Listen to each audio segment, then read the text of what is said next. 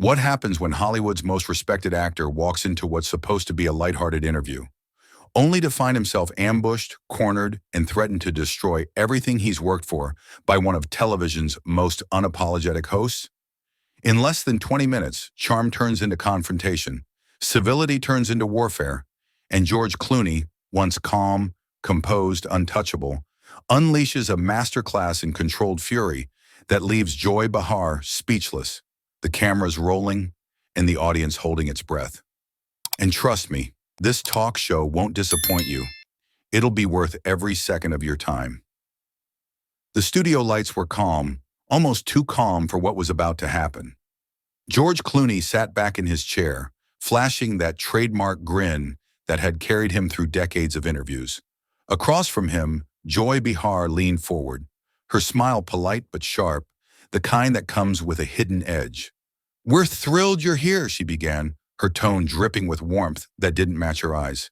"And we're finally asking what others won't."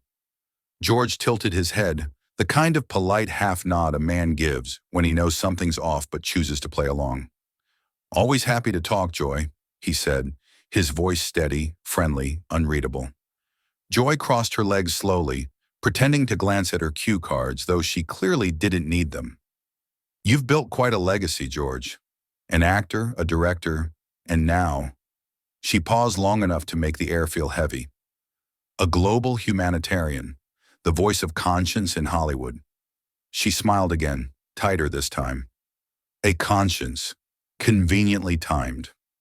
The audience chuckled lightly, unsure whether to laugh or wince. George's expression didn't change, but his tone did. It dropped lower, calm but grounded. "I've never treated empathy as a prop," he said. His words hung there. Not defensive, just deliberate. Joy nodded as if she'd expected that exact answer. For a moment it almost felt civil again. But then Joy leaned forward, elbows on the table, her voice firming. "Let's talk about the real George Clooney." The phrasing landed like a door being slammed shut. George straightened slightly, the warmth leaving his smile. He didn't flinch, didn't blink. He just exhaled once, quietly. "All right," he said, voice low but steady. "Ask your toughest question." The tension in the air shifted instantly. No longer playful, no longer promotional. Joy didn't waste any time.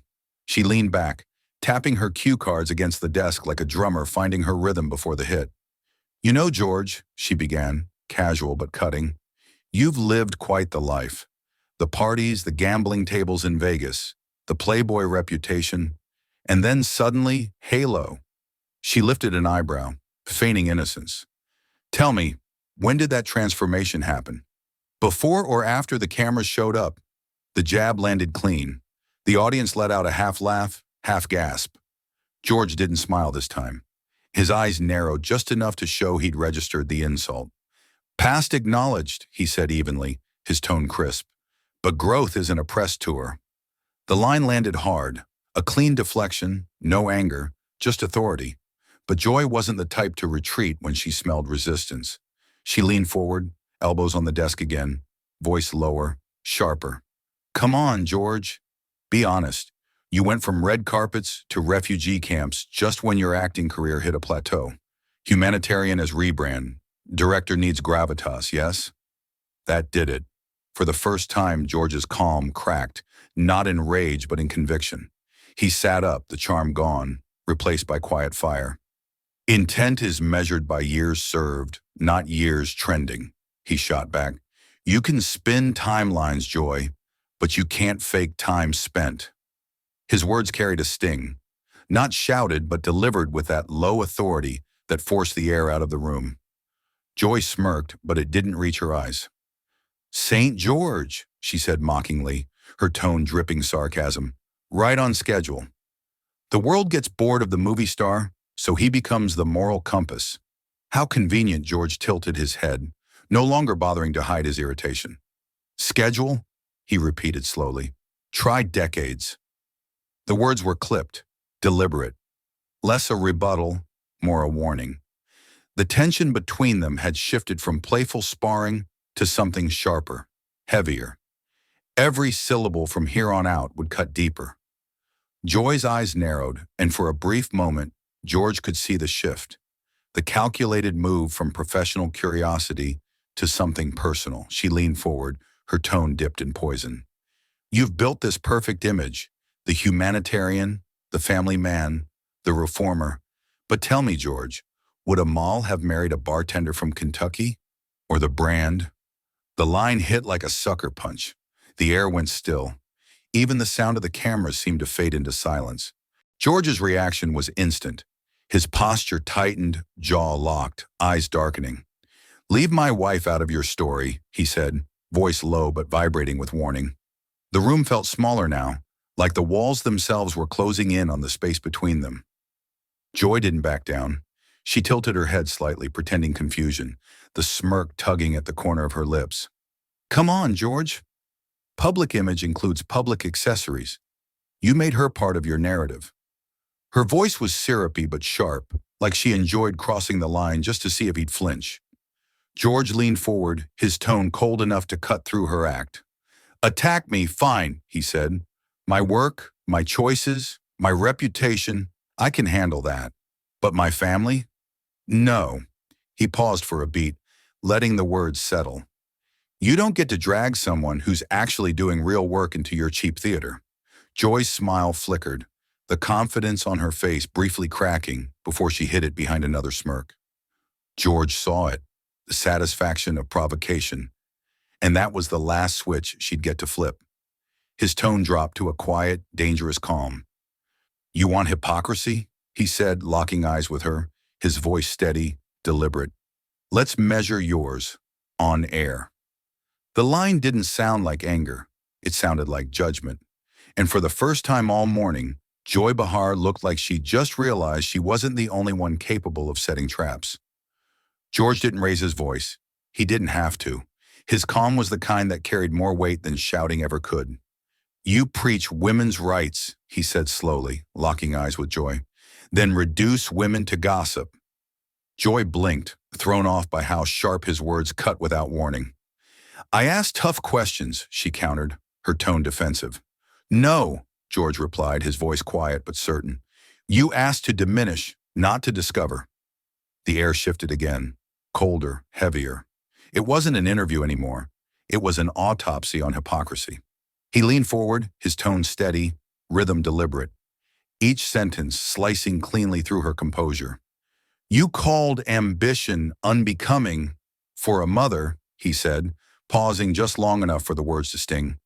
Why police their choices? Joy's jaw tightened. You framed age gaps as moral failures, George continued, eyes unblinking. Why weaponize consent? Joy's lips parted, but no sound came out. You mocked working mothers as absent, he pressed on. Why punish achievement? The questions came like blows, precise and factual. There was no room to hide behind jokes or TV charm. Joy tried to recover, fumbling for footing.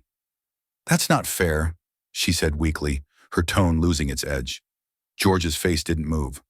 Cruelty isn't candor, he said. Cynicism isn't truth. You monetize both.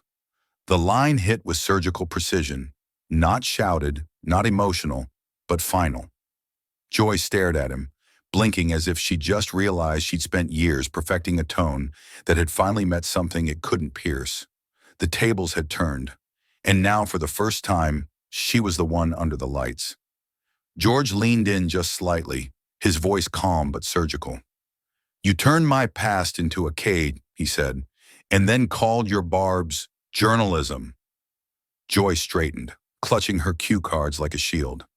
I hold power accountable, she snapped, trying to reclaim control of the narrative. George tilted his head, the faintest trace of disbelief on his face. No, he said quietly. You chase spectacle, then call it accountability. The audience could feel the shift. The power dynamic had flipped. The host was being cross-examined by her own guest. Joy's tone hardened. This is my show, she said sharply, her voice trembling just enough to betray her frustration. My rules. George didn't flinch. Your seat isn't a shield, he said. Standards don't bend with chairs. The words landed like verdicts, calm, reasoned, and impossible to refute. Joy opened her mouth, ready to push back, but George's steady presence swallowed her momentum before she could form a sentence.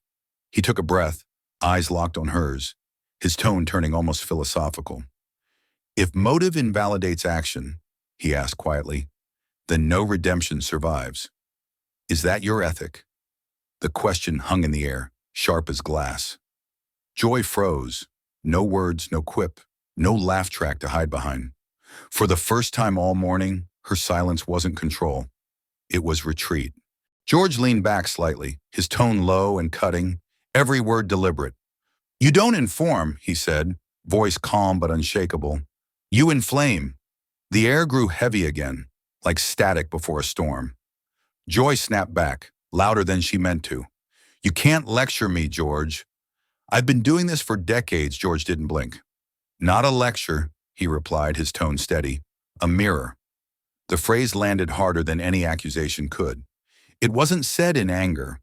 It was truth stated as fact, and that made it sting even more. For a moment, neither of them spoke. George simply sat there, his eyes locked on hers. The silence stretched. 3 seconds, 5, then 11. Not the awkward silence of someone caught off guard, but the kind that demanded the other person face themselves. Joy shifted in her seat, glancing down at her notes, then up again, trying to regain control. Her voice cracked just slightly when she muttered, "This isn't how this was supposed to go." It wasn't clear if she was talking to him, the producers, or herself. George's expression didn't change. His calm wasn't passive. It was decisive, like he'd already accepted how this would end. "Villains aren't assigned," he said finally, his voice even but cold. "They're revealed."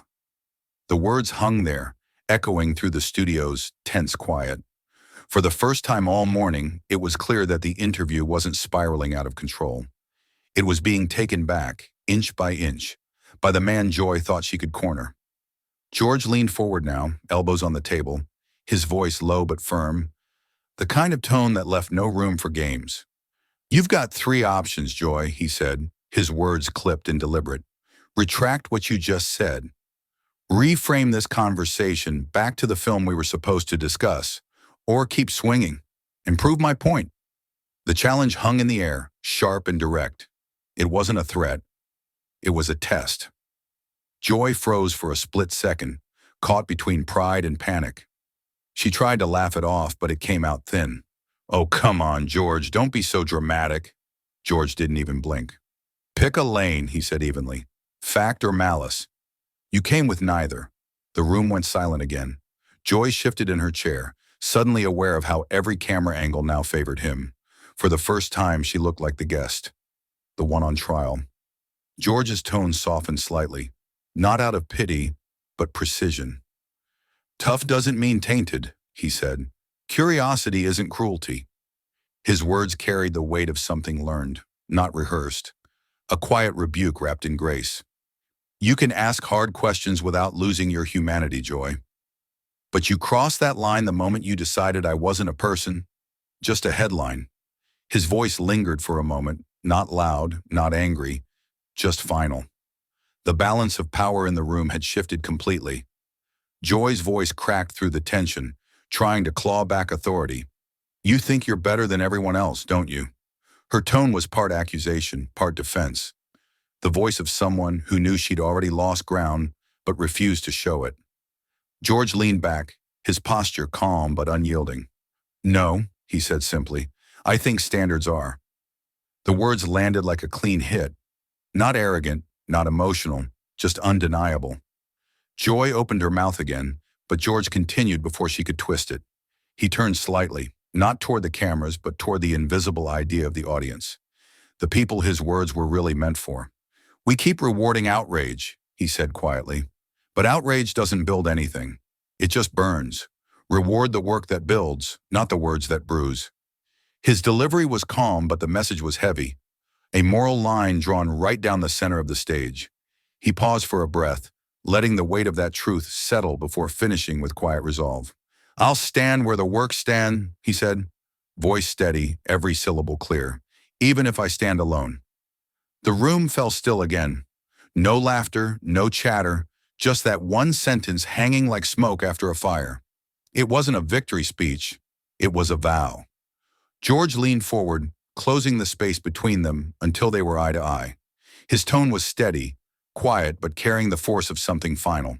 Next time, he said, question the work, not the wife. It wasn't anger, it was correction. The kind of line that didn't need volume because truth already made it loud enough. Joy blinked, her lips parting, but nothing came out. For the first time in her long career, she had no follow-up.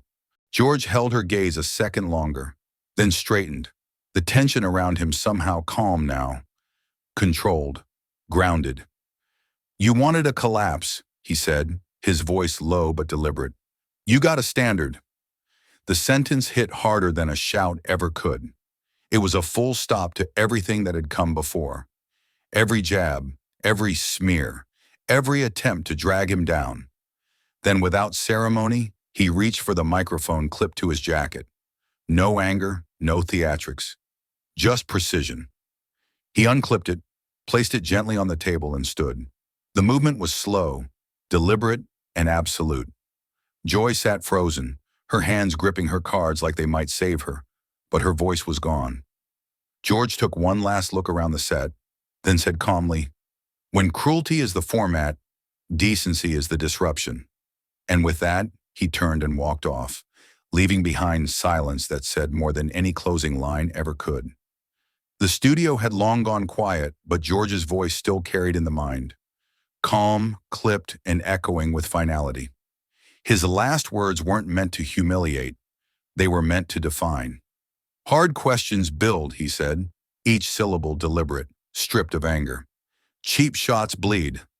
The line hung like smoke in the air. Not dramatic, just true. He paused, exhaled, then added with quiet conviction. Redemption isn't PR, it's practice. It wasn't a soundbite for television. It was a reminder of something deeper. That integrity isn't a costume you wear when it's convenient. It's a discipline you live when no one's applauding. And then, before stepping out of frame for good, he turned slightly, voice dropping to a near whisper that somehow carried louder than anything before it. If truth hurts, he said, why do we keep hiring pain to host it? The question didn't need an answer. It was meant to linger, the kind that follows you long after the screen fades to black. If you enjoyed this video, make sure to hit that subscribe button, drop a like, and share your thoughts in the comments below. Don't forget to turn on the notification bell so you never miss another explosive moment from television's most unpredictable talk shows. Thanks for watching, and trust me, the next one will hit even harder.